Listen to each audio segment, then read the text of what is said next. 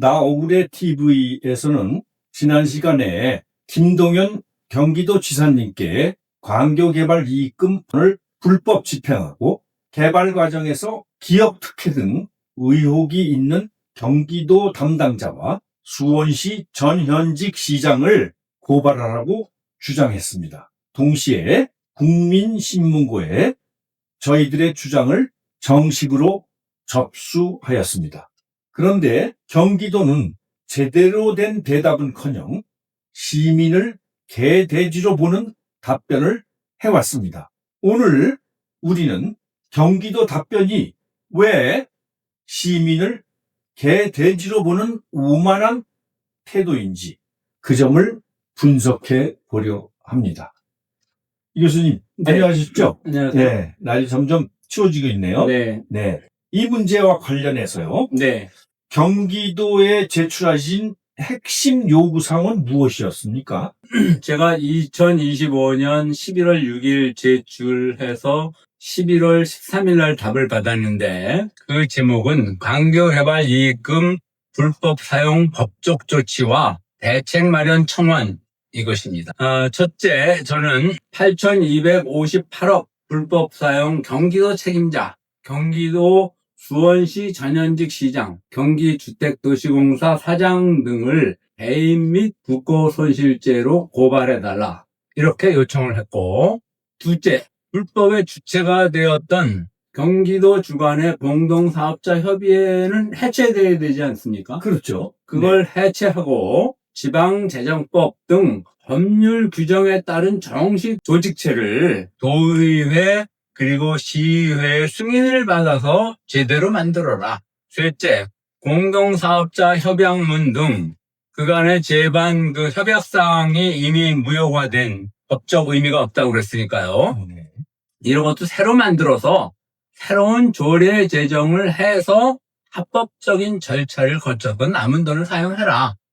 한마디로 기존에 제정한 꼼수 행정 그런 거 다 폐기하고 기존 법률 체계에 맞는 규칙을 제대로 만들어라. 이것입니다.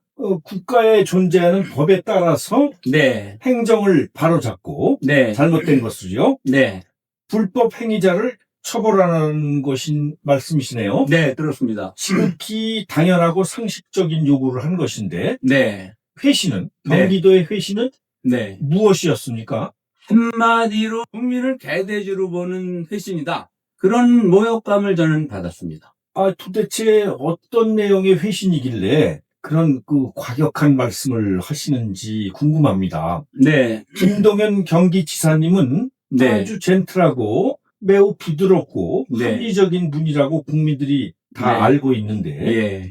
자칫 나 억울해 TV가 네. 일부러 도지사님을 폄훼하고 있다는 그 비판을 받을까봐 좀 걱정이 되는데요. 개인적으로 저도 김동연 지사님의 팬에 가까운 사람입니다. 그럼에도 불구하고 제가 그런 용어를 쓰는 것은 내용을 보시면 이해하실 겁니다. 그러면 화면을 왜 한번, 선생님께서 왜 그렇게 과격한 말씀을 하시는지 네. 화면을 한번 보면서 네. 살펴보도록 하죠. 예. 경기도가 해명한 것은 두 가지입니다.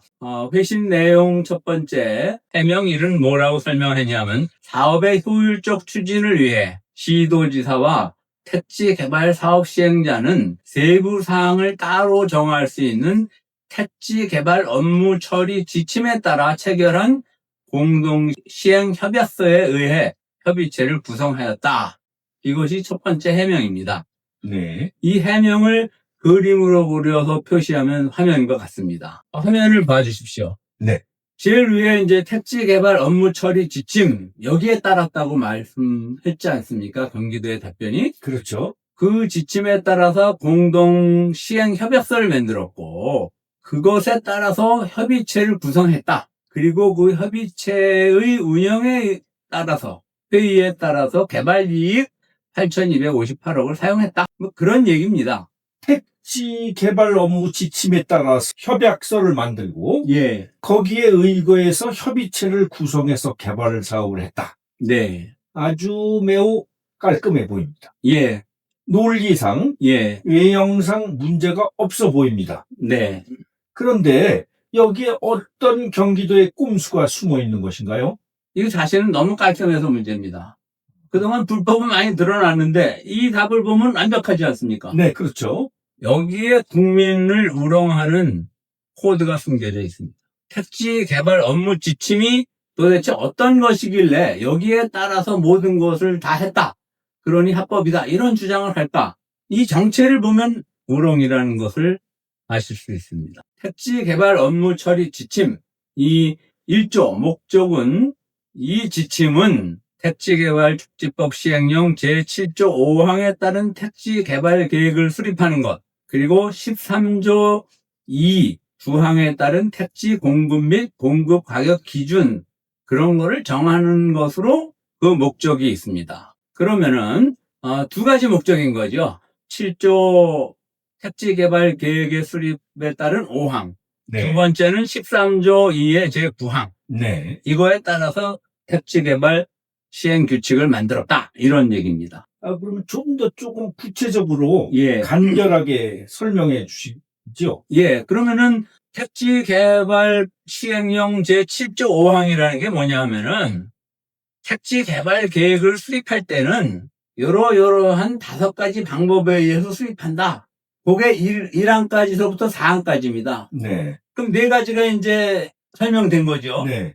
5번째에서는 제5항이 뭐냐면 여기에서 설명을 미처 못한 것은 네. 별도 규칙을 만들어서 설명하겠다. 네. 그런 내용이고 네. 또 이제 13조 2의 9항은 뭐냐?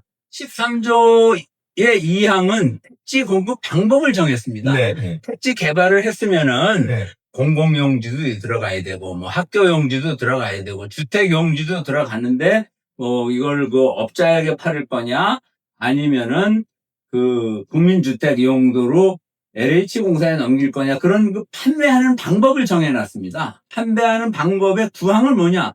1부터 8까지는 여기다 팔아라 이런 방식으로 팔아라 그렇게 판매하는 곳을 정해놨어요. 네. 그런데 그렇게 아무리 잘 정해놔도 예외가 생겨나지 않습니까? 그렇죠. 네. 그러면은 9번째는 이 8가지 말고 다른 것은 규칙을 하나 새로 지자체에서 정해도 좋다. 택지 판매하는 방법 중에 예외적인 것을 여기다 써놔라. 뭐 이런 식입니다. 선생님의 그 설명을 들으니까 네. 느낌이 좀 오는군요. 예. 그러니까 네. 공동사업자 협의체를 만든 근거가 되는 규칙이라는 것이 예. 택지 공급 방법을 정한 시행령 중 아주 지극히 작은 부분을 설명한 것이라는 말씀이네요. 그렇죠. 종합해 보면 상위의 택지개발 촉진법이 있고 시행령이 밑에 있는데 시행령 한 20, 30개 중에서 2개 조항. 공급할 때는 이런 식으로 공급을 하고 계획을 세울 때는 이런 식으로 세워라. 다 상세히 열거되어 있는데 거기에서 설명하지 못한 거는 규칙에서 만들어서 좀 더 자세히 설명을 해놔라. 그것이 규칙입니다. 이렇게 예. 선생님께서 그려놓은 그림을 보니까 예. 지침의 위치가 명쾌해지는 것 같아요. 예. 그 그림을 보시면은 명쾌해지실 텐데 택지개발촉진법이 맨 위에 있습니다. 네.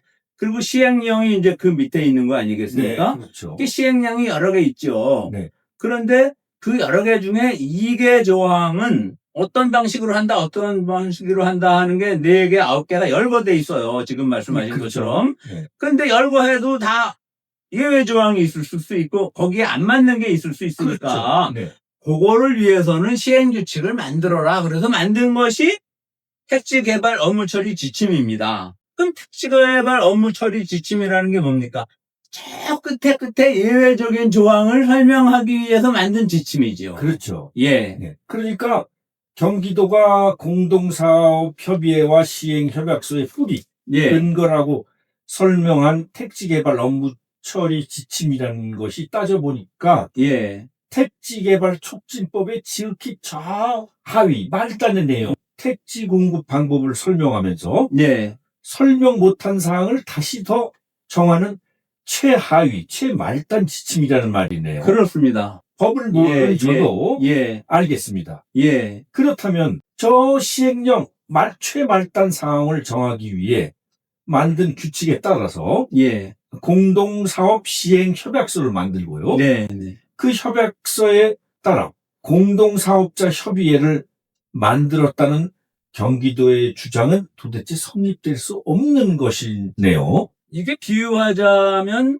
저 지방자치단체에서 만든 조례에 따라서 헌법을 만들었습니다. 이런 주장하고 비슷하다고 저는 봅니다. 이게 공동사업자 시행협약서나 공동사업자 협의회가 담고 있는 내용이나 그 범주가 택지개발 업무처리 지침의 하위에 들어갈 수가 있겠습니까? 택지개발 업무처리 지침 자체가 저 하위에 있는 그렇죠. 것인데 네. 개발 이익금을 분배하고 사용하는 것은 지방재정법, 지방회계법, 지방자치법 그런 영역에 있는 내용 아닙니까? 그런 내용들이 그러면 저 아래 지침에 따라서 만들어졌다는 거나 마찬가지지 않습니까? 이게 상식적으로 말이 안 되는 설명을 하고 있는 거죠. 그러니까 경기도의 해명 논리에 따르면 네, 택지개발 업무 처리 지침이 네, 지방재정법, 네, 지방회계법, 예. 지방자치법보다 위에 있다는 그렇죠. 주장이네요. 그렇죠. 네. 가히 코미디 같은 해명이라고 예. 아니할 수가 없습니다. 네, 웃음이 저절로 나옵니다. 네. 왜 처음에 선생님께서 네. 경기도가 도민과 시민을 개돼지 취급을 하고 있다 네. 하셨는지 이제야 알겠습니다. 네. 정말 도민을 우롱하는 처사가 아닐 수 없습니다. 예, 예를 들면은 경기도지사 선거할 때는 우리나라 선거법에 의해서 뽑는 거 아닙니까? 그렇죠. 그런데 그거 그냥 무시하고 장관들이 더 좋은 사람을 임명할 수 있어. 이렇게 생각해서 장관 몇 명이 모여가지고 면접 보고 경기도지사를 뽑아놨어요. 그래서 아니 당신들 불법으로 임명한 겁니다. 라고 따지니까 경기도가 저 경기도 고용원을 지사가 정하는 방식에 의해서 뽑는다 하는 규정을 내놓고 도지사도 그냥 몇 명이 면접으로 뽑은 거예요. 그 규정에 따라서 이 소리 하는 거나 마찬가지입니다. 그러니까 선생님 설명에 의하면 비유적으로 말씀하셨습니다만 예, 최말단 지침이 예, 그 모든 상위의 법을 다 초월해서 존재한다. 네, 이런 뜻이잖아요. 그렇죠. 네. 그 지침이 참 말단의 지침이 반복적으로 말씀드립니다만 예산회계법 가장 그 정부 운영의 핵심적인 법률 중에 하나인데 그 예산회계법 여러 종류를 다 초월하는 지금 지위에 있다고 주장하는 거잖아요. 경기도는 이런 논리는 참 대단한 해석이에요. 헌법 위에 존재한다. 이런 논리나 마찬가지. 그렇죠. 네, 그 최하위 말단 예. 지침이 이 조항대로라면은 경기도의 해석대로라면 우리나라에 다른 법 필요 없습니다. 그렇죠.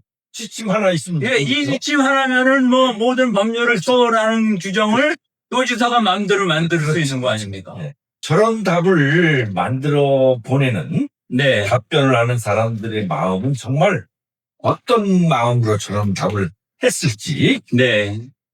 법원에 네. 경기도와 수원시가 예. 공동사업자 협의회와 협약 내용이 법적 근거를 가진 적이 없다고 부존재라고 답을 해놓고 자기들이 답을 한 겁니다. 그렇죠. 저런 답을 하는 게 참 이해가 안 됩니다. 예. 저게 정당하다면 예. 만약에 그 답변이 정당하다면 예. 저것을 법원에 제출했어야 되지 않나요? 그렇죠. 네. 그런데 자기네들이 저걸 제출을 못하고 부존재입니다. 우리 그 기준을 마련한 적이 없는데 그렇게 했습니다. 이런 식으로 사실상 시인을 해서 모든 게 지금 원인무효가 된 상황인데 우리가 불법을 고발하라고 하니까 이런 억지 궤변을 만들었습니다. 만약 경기도가 수원시가 저런 근거에 따라 지침에 따라 사업 시행 협약을 만든 것 정말 만들었다면 법원에 냈어야죠. 그렇죠. 네. 이제 와서 저런 답을 한다. 결국 이건 무엇을 말합니까?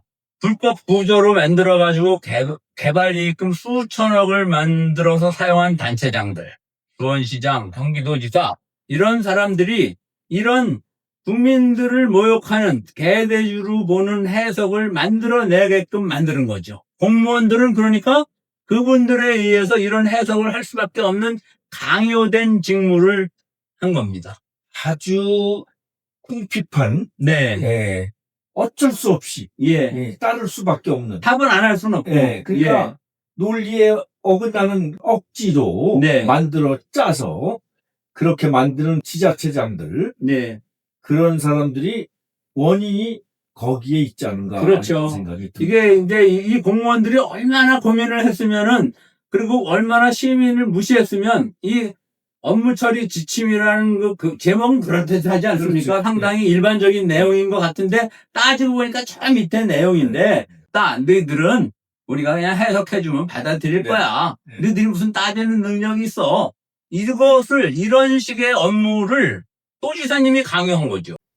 김동연 지사님, 상부에서 저지른 부패 비리의 뒤처리를 위해서 국민을 우롱하는 답변을 할 수밖에 없는 현실을 파악하고 계십니까?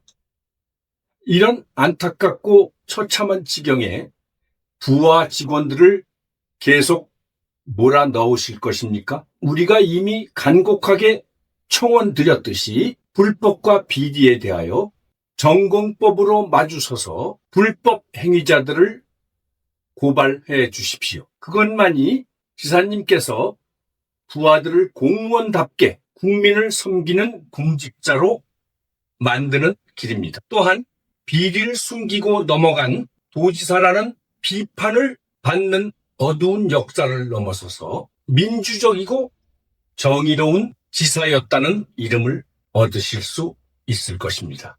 지사님의 신속하고 현명한 판단을 기다립니다.